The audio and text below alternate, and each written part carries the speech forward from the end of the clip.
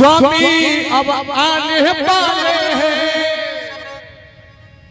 जो धनुष तोड़ कर आए हैं वही मेरे रखवाले हैं।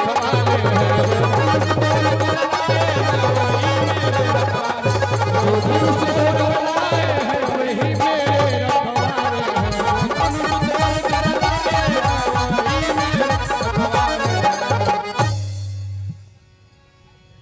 शुभ कर्म कर्म को करने से, शुभ कर्म कर्म को करने से घर में प्रकाश हो जाता है,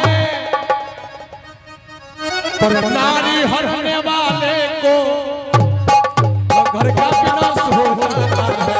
नारी हरने वाले को, पर नारी हरने वाले को घर का विनाश हो जाता है। नारी हरने वाले को हो जाता है। करना है तो कर्म करो,